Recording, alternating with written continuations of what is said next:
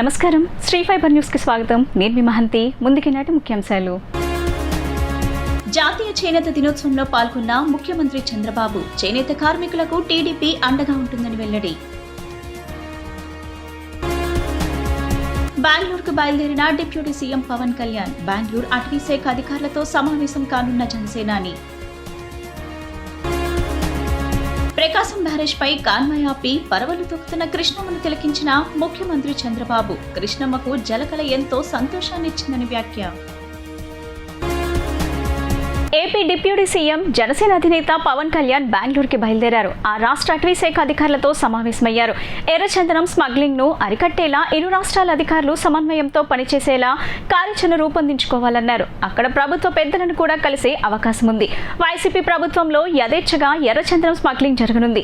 ఏపీలో చెక్ పోస్టులను దాటుకుని వెళ్లిన లారీలను పక్క రాష్ట్రాల్లో పట్టుకున్న అంశాలను ఇటీవల పవన్ ప్రస్తావించారు. ఈ నెల 13న శ్రీహరికోటకు ఆయన వెళ్లనున్నారు.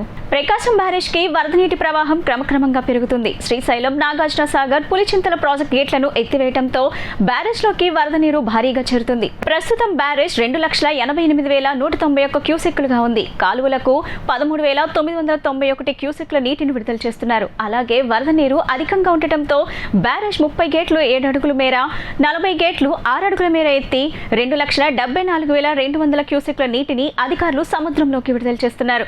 ప్రకాశం బ్యారేజ్ గేట్లు ఎత్తిన నేపథ్యంలో అధికారులు అప్రమత్తమయ్యారు. చేనేత దినోత్సవాన్ని ముగించుకుని ఉండవల్లి వెళ్తున్న చంద్రబాబుకు ఆసక్తికర సన్నివేశం కనిపించింది. వెంటనే ప్రకాశం బ్యారేజ్ పై కాన్వాయ్ ఆపి కిందకు దిగిన చంద్రబాబు పరవళ్లు తొక్కుతున్న కృష్ణమ్మను తిలకించారు. వరద ప్రవాహాన్ని చూసేందుకు బ్యారేజ్ వద్దకు వచ్చిన సందర్శకులను దగ్గరకు పిలిచి మాట్లాడారు. కృష్ణమ్మకు జలకళ ఎంతో సంతోషాన్ని ఇచ్చిందని ముఖ్యమంత్రి తెలిపారు. విజయవాడలో చేనేత దినోత్సవాన్ని ముగించుకొని ఉండవల్లి వెళ్తున్న చంద్రబాబుకు ఆసక్తికర సన్నివేశం కనిపించింది. వెంటనే ప్రకాశం బ్యారేజ్ పై కాన్వాయ్ ఆపి కిందకు దిగిన చంద్రబాబు పరవళ్లు తొక్కుతున్న కృష్ణమ్మను తిలకించారు. వరద ప్రవాహాన్ని చూసేందుకు బ్యారేజ్ వద్దకు వచ్చిన సందర్శకులను దగ్గరకు పిలిచి మాట్లాడారు. వాళ్లతో సెల్ఫీలు దిగారు. కృష్ణమ్మకు జలకళ ఎంతో సంతోషాన్ని ఇచ్చిందని ముఖ్యమంత్రి తెలిపారు. నీటి ప్రవాహాన్ని చూస్తుంటే ఎంతో సంతృప్తిగా ఉందంటూ తన సంతోషాన్ని వ్యక్తం చేశారు. అయితే స్వయంగా ముఖ్యమంత్రి తమ దగ్గరకు వచ్చి మాట్లాడటంతో సందర్శకులు ఆశ్చర్యానికి గురయ్యారు. చాలా సంతోషంగా ఉందని అన్నారు. విలువలు, విశ్వసనీయత వైఎస్ఆర్సీపీ నైజమని పార్టీ అధినేత మాజీ ముఖ్యమంత్రి వైఎస్ జగన్మోహన్ రెడ్డి ఉద్ఘాటించారు. పార్టీ ప్రజాప్రతినిధులందరిది అదే బాట అని స్పష్టం చేశారు. ఉమ్మడి విశాఖ స్థానిక సంస్థల ఎమ్మెల్సీ ఎన్నికల్లో ఏకాభిప్రాయంతో మాజీ మంత్రి బొత్స సత్యనారాయణను అభ్యర్థిగా ఎంపిక చేసినట్లు వైఎస్ జగన్ స్పష్టం చేశారు. తాడేపల్లిలోని వైఎస్ఆర్సీపీ కేంద్ర కార్యాలయంలో పాడేరు నియోజకవర్గ స్థానిక సంస్థల ప్రజాప్రతినిధులతో వైఎస్ జగన్ సమావేశమయ్యారు. ఈ సందర్భంగా ఆయన మాట్లాడుతూ ఎమ్మెల్సీ ఎన్నికల్లో రాజకీయాల్లో విలువలను అట్టడుగు స్థానంలోకి తీసుకుని పోయే కార్యక్రమం జరుగుతుందని అన్నారు. ఏ రోజైనా ఒక రాజకీయ నాయకుడు విలువలు, విశ్వసనీయతతో కూడిన రాజకీయం చేస్తేనే ఎదుగుతాడు. ఈ విలువలను, విశ్వసనీయతను వదిలి రాజకీయం చేయడం ఏ రోజైతే మనం మొదలు పెడతామో ఆ రోజు ప్రజలకు సమాధానం చెప్పడం మాట దేవుడెరుగు. ఇంటిలో కూడా గౌరవం ఉండదన్న సంగతి ప్రతి ఒక్కరూ గుర్తుపెట్టుకోవాలి. నేను నా జీవితంలో విలువలు, విశ్వసనీయతతో కూడిన రాజకీయమే చేశాను. కాంగ్రెస్ పార్టీ నుంచి బయటకు వచ్చినప్పుడు వెనక్కి తిరిగి చూస్తే నేను, అమ్మ తప్ప ఎవరూ లేరు. మా ఇద్దరమే బయటకు వచ్చామని ఆయన స్పష్టం చేశారు. ఇది ధర్మం కాదు. చంద్రబాబు నాయుడు నైజం మాత్రం చూపిస్తానే ఉన్నాడు. ఈరోజుకి కూడా అధర్మంగా యుద్ధం చేసే కార్యక్రమం జరుగుతూనే ఉంది. అధర్మంగా యుద్ధం చేసే కార్యక్రమంలో భాగంగా మన పార్టీ తరపు నుంచి ఎవరైతే గెలిచినారో వాళ్ళందరికీ ఫోన్లు చేయడం, లేదా వాళ్ళ దగ్గరికి మనుషులను పంపించడం, నీకు 5 లక్షలు ఇస్తా, నీకు 10 లక్షలు ఇస్తా, వస్తావా అని పిలవడం, అడగడం, ఎంత మటుకు అంటే రాజకీయాలలో విలువలు అనేటివి పూర్తిగా అట్టడుగు స్థానంలోకి తీసుకొని పోయే కార్యక్రమం జరుగుతూ ఉంది. ఏ రోజైనా కూడా ఒక రాజకీయ నాయకుడు ఎదగాలంటే మాత్రం విలువలు, విశ్వసనీయతతో కూడిన రాజకీయాలు చేస్తేనే ఆ రాజకీయ నాయకుడు ఎదుగుతాడు. ఏ రోజైతే మనం మన క్యారెక్టర్ని అమ్ముకుంటామో, ఏ రోజైతే మనం విలువలను, విశ్వసనీయతను రెండింటినీ కూడా పక్కన పెట్టి రాజకీయాలు చేయాలని ఎప్పుడైతే మనం ఆలోచన చేస్తామో అప్పుడు ప్రజలకు సమాధానం చెప్పడం కథ దేవుడు ఎరుగు. ఇంట్లో కూడా మనకు గౌరవం ఉండదు. ఇంట్లో కూడా మనకు గౌరవము, వాల్యూ ఉండదు అన్న సంగతి ప్రతి ఒక్కరూ కూడా గుర్తుపెట్టుకోమని కోరుతా ఉన్నా. నేనైతే నా జీవితంలో రాజకీయాలు నేను అట్టే చేశాను. నేను కాంగ్రెస్ పార్టీ నుంచి బయటకు వచ్చినప్పుడు వెనక్కి తిరిగి చూస్తే నా వెనకాల ఎవరు లేరు. నేను మా అమ్మ ఇద్దరమే బయటకు వచ్చింది. నాతో పాటు కొంతమంది ఎమ్మెల్యేలు వస్తామంటే కూడా నాతో పాటు రావాలనుకున్న ఎవరైనా కూడా రాజీనామా చేసి రావాలా అని చెప్పిన. ఈరోజు అక్కడి నుంచి మొదలు పెడితే కేవలం ఇద్దరం పార్టీ నుంచి బయటకు వచ్చి మొదలు పెడితే ఈరోజు దేవుని దయతో ప్రతి అడుగులోనూ కూడా విలువలతో కూడిన రాజకీయాలే చేశాము, విశ్వసనీయతతో కూడిన రాజకీయాలే చేశామని గర్వంగా తలెత్తుకొని కూడా చెప్పగలుగుతాం. ఎందుకు మొన్న ఎలక్షన్లే 2014 ఎలక్షన్ మీ అందరికీ గుర్తుండే ఉంటుంది. మనం ఓడిపోయాం ఆ ఎలక్షన్. ఓడిపోయేటప్పుడు కూడా నా దగ్గరికి చాలామంది వచ్చినారు, మన వాళ్ళే నా దగ్గరికి కూడా వచ్చినారు. మన మంచి కోసమే చెప్పారు, నా మంచి కోసమే చెప్పారు. అన్న చంద్రబాబు నాయుడు ఇష్టం వచ్చినట్టు అబద్ధాలు ఆడుతూ ఉన్నాడు, రైతులకు రుణమాఫీ అంటూ ఉన్నాడు, మహిళలకు రుణమాఫీ అంటూ ఉన్నాడు, ఇంటింటికి ఉద్యోగం అంటున్నాడు, ఉద్యోగం ఇకపోతే 2000 అంట. ఏపీలో సంతానోత్పత్తి రేటు గణనీయంగా తగ్గిపోతుందని మంత్రి కొలుసు పార్థసారథి ఆవేదన వ్యక్తం చేశారు. దేశంలో సంతానోత్పత్తి సామర్థ్యం రేటు 2.1గా ఉంటే ఆంధ్రప్రదేశ్లో కేవలం 1.5గానే ఉందని పేర్కొన్నారు. ఏపీలో యువత కూడా తగ్గిపోతుందని ఆవేదన వ్యక్తం చేశారు. ఏపీ రాష్ట్ర మంత్రివర్గ సమావేశం అనంతరం మంత్రి కొలుసు పార్థసారథి మీడియాతో మాట్లాడారు. ఏపీలో యువత కూడా తగ్గిపోతుందని ఆవేదన వ్యక్తం చేశారు. ప్రస్తుతం ఉన్న లెక్కల ప్రకారం ఏపీలో సగటు వయసు 32.5 ఉందని కొలుసు పార్థసారథి తెలిపారు. 2047 వచ్చేసరికి ఇది 40 ఏళ్లు కానుందని పలు అధ్యయనాలు చెబుతున్నాయని అన్నారు. రానున్న రోజుల్లో యువకుల వయసు తగ్గి పెద్ద వయసు వాళ్లు జనాభా పెరిగిపోయే పరిస్థితులు కనిపిస్తున్నాయని తెలిపారు. ఇప్పటికే కొన్ని పాశ్చాత్య దేశాలు ఓల్డేజ్ హోమ్స్ గా మారిపోయే పరిస్థితులు ఉన్నాయని అన్నారు. ఈ సమతుల్యం తగ్గటం, సంతానోత్పత్తి తగ్గుతుందన్న పరిస్థితులపై మంత్రివర్గ భేటీలో చర్చించామని తెలిపారు. దీన్ని దృష్టిలో పెట్టుకునే మున్సిపల్, పంచాయతీ పరిధిలో 2కి మించి పిల్లలున్న తల్లిదండ్రులు ఎన్నికల్లో పోటీ చేయకూడదనే నిబంధనను రద్దు చేయాలని నిర్ణయించుకున్నట్లు పేర్కొన్నారు. ప్రపంచంలో ఫిగర్ స్టడీస్ని కంపేర్ చేస్తే ఆంధ్రప్రదేశ్లో సంతానోత్పత్తి సామర్థ్యం, జాతీయ సంతానోత్పత్తి సామర్థ్యం రేటు 2.1గా ఉంటే ఆంధ్రప్రదేశ్లో అది కేవలం 1.5గా ఉంది. ఇంకా ప్రపంచ దేశాలతో కూడా కంపేర్ చేస్తే ఆంధ్రప్రదేశ్ సంతానోత్పత్తి సామర్థ్యం రేటు చాలా తక్కువగా ఉన్న పరిస్థితుల్లో ఈ డెమోగ్రఫీ మేనేజ్మెంట్ చేయాల్సిన పరిస్థితులు కనపడతా ఉన్నాయి. అంతేకాకుండా ప్రస్తుతం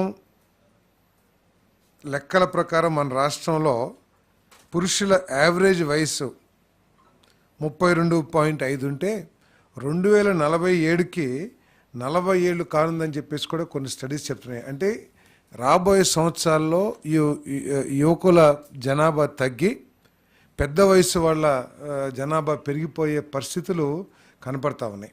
పంచాయతీరాజ్ మరియు గ్రామీణాభివృద్ధి శాఖలో కూడా ఇటువంటి చట్టమే ఉంది. 2 పిల్లలకు మించి ఉన్నవారు పంచాయతీ ఎన్నికల్లో పోటీ చేయటం మరియు సభ్యులను అనర్హులుగా ప్రకటిస్తూ ఆంధ్రప్రదేశ్ పంచాయతీరాజ్ చట్టం 1994లోని సెక్షన్ 19కు చేసిన సవరణను రద్దు చేసేందుకు చేసిన ప్రతిపాదనని మంత్రిమండలి ఆమోదించడం జరిగింది.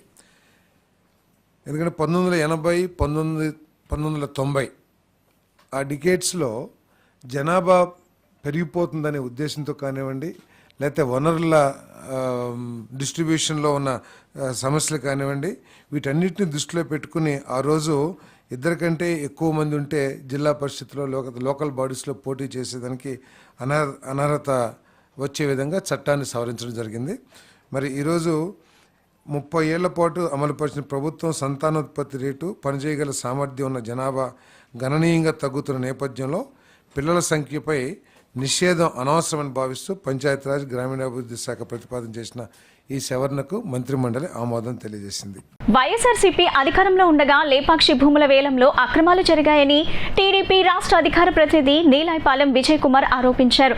లేపాక్షి భూములను స్వాధీనం చేసుకుంటే అవి రాష్ట్రానికి ఎంతో ఉపయోగపడతాయని తెలిపారు. లేపాక్షి భూములను ప్రభుత్వం వెంటనే స్వాధీనం చేసుకునేలా చర్యలు చేపట్టాలని తెలుగుదేశం పార్టీ అధికార ప్రతినిధి నీలాయపాలెం విజయ్ కుమార్ కోరారు. జగన్ ఏలుబడిలో చేసిన మోసాలన్నీ బయటపడుతున్నాయన్న ఆయన విపరీతంగా అప్పులు తీసుకురావడం ఏ ప్రభుత్వ హయాంలో లేదని పేర్కొన్నారు. బ్యాంకుల్లో తాకట్టు పెట్టిన భూములను కాజేసేందుకు కొందరు ప్రయత్నిస్తున్నారన్నారు. ఢిల్లీకి చెందిన గ్లోబల్ ఎమర్జింగ్ టెక్నాలజీకి 2,650 ఎకరాలు సొంతం చేసుకోకముందే ప్రభుత్వం ముందస్తు చర్యలు చేపట్టాలన్నారు. గత 5 ఏళ్లలో జగన్ రెడ్డి 8,844 ఎకరాల లేపాక్షి భూముల్ని కేవలం 500 కోట్ల రూపాయలకే కారుచౌకగా కొట్టేయాలని ప్రయత్నించారని ధ్వజమెత్తారు. లేపాక్షి భూముల వేలం విషయంలో జగన్ గత 5 సంవత్సరాల్లో ఏ ప్రయత్నం చేయకపోగా తన బంధుమిత్రులకు ఆ భూములను కట్టబెట్టాలని ప్రయత్నించారని మండిపడ్డారు.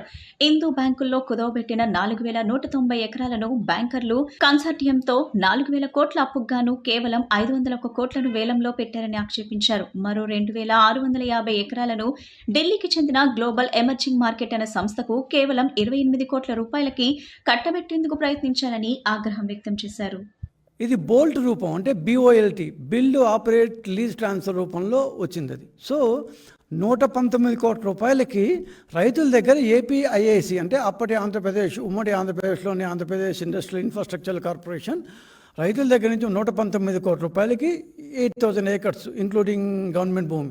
సో కొని టోటల్ 8,000 ఏకర్స్, దానిలో 5,811 ఏకర్స్ని కొని మొత్తం ఆ ల్యాండ్ పార్సల్ని ఎందుకు ఇచ్చింది?